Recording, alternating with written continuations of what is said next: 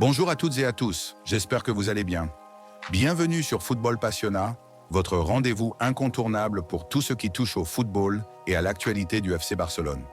Aujourd'hui, nous allons analyser en détail la rencontre qui a opposé le FC Barcelone à Las Palmas.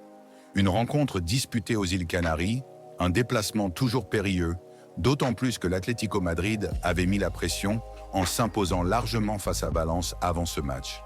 Avant de plonger dans l'analyse, n'oubliez pas de vous abonner, de liker et de partager cette vidéo afin de soutenir la chaîne et d'encourager le contenu autour du football. Maintenant, entrons dans le vif du sujet. Le contexte du match déjà, rappelons que le match aller avait laissé un goût amer aux supporters barcelonais. Le FC Barcelone s'était incliné à domicile face à Las Palmas, une équipe connue pour sa défense très regroupée et sa capacité à jouer les contres avec une grande efficacité. Cette équipe comprend des joueurs comme Sandro Ramirez et Molero, capables de faire la différence sur des transitions rapides. D'autant plus que le Real Madrid lui-même avait perdu des points sur cette pelouse. Preuve de la difficulté à y obtenir un résultat positif.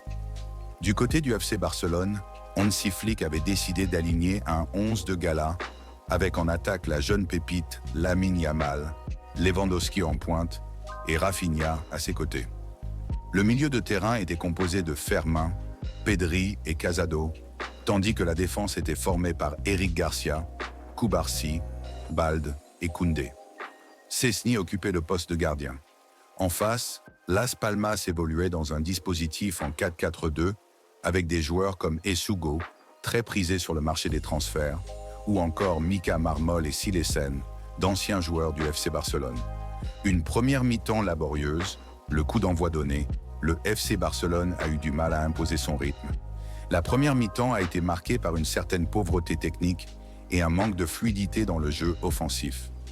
À l'exception d'une action très précoce, notamment une remise de Fermin pour Lewandowski qui se trouvait en position délicate, il y a eu très peu d'occasions nettes en faveur des Blaugrana.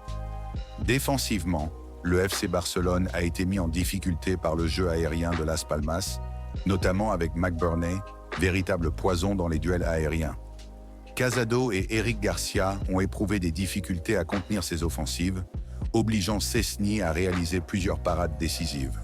Lamine Yamal et Rafinha ont été quasi invisibles en première mi-temps, tandis que Lewandowski s'est montré peu inspiré. Un constat globalement frustrant pour les supporters catalans. Une réaction en seconde période, conscient des difficultés rencontrées, Hansi Flick a procédé à un changement tactique dès la pause, en faisant entrer Dani Olmo à la place de Fermin. Un changement qui allait radicalement modifier la physionomie de la rencontre. Dani Olmo, grâce à sa première touche de balle exceptionnelle et sa capacité à jouer dans les petits espaces, a permis de dynamiser l'attaque du FC Barcelone. Lamine Yamal est monté en puissance au fil de la seconde mi-temps, devenant progressivement l'un des éléments les plus dangereux du côté barcelonais. Son association avec Koundé et Dani Olmo a été particulièrement prometteuse. Finalement, cette connexion a été à l'origine du premier but, avec une passe millimétrée de Lamine Yamal pour Dani Olmo, qui a conclu avec maîtrise en trouvant la lucarne. Après ce but, Las Palmas a dû abandonner son bloc bas et jouer plus offensivement, ouvrant davantage d'espace pour le FC Barcelone. L'entraîneur Blaugrana a effectué de nouveaux changements avec les entrées de Frenkie de Jong et Ferran Torres, ce dernier se montrant décisif en inscrivant le second but sur une superbe ouverture de Rafinha. Avec ce succès 2-0, le FC Barcelone récupère provisoirement la première place du championnat. Ce match a une nouvelle fois illustré les difficultés du Barça à trouver des solutions face à des équipes regroupées, mais il a aussi mis en évidence l'importance de joueurs comme Dani Olmo et Pedri dans l'organisation du jeu. Ce match met en lumière plusieurs enseignements importants pour la suite de la saison du FC Barcelone. Tout d'abord, il y a encore un manque criant de régularité offensive. La première mi-temps a illustré les difficultés du Barça à contourner un bloc bas bien organisé. Face à des équipes qui jouent regroupées, le Barça peine à trouver des solutions, ce qui pose un problème dans la perspective des prochaines rencontres contre des adversaires au profil similaire. Ensuite, l'apport de Dani Olmo doit être souligné.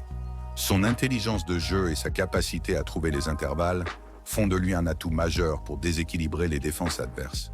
Son entrée a radicalement changé le visage de l'équipe, et cela montre à quel point il sera crucial pour la suite de la saison. Autre point clé, la solidité défensive. Malgré les difficultés en première mi-temps, la défense a tenu bon et le Barça enregistre un clean sheet de plus, ce qui est très encourageant.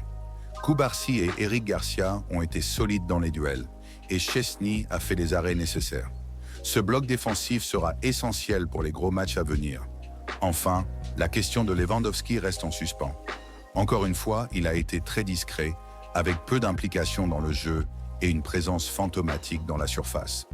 Le Barça doit peut-être commencer à envisager d'autres solutions en attaque, notamment en donnant plus de responsabilités à Ferran Torres ou en testant d'autres configurations offensives. Si cette analyse vous a plu, n'oubliez pas de vous abonner à la chaîne Football Passionnat pour ne rien manquer de nos prochains débriefs. Laissez un pouce bleu, commentez votre homme du match en bas et partagez cette vidéo avec vos amis fans de foot. On se retrouve très bientôt pour une nouvelle analyse et d'ici là, comme d'habitude, portez-vous bien.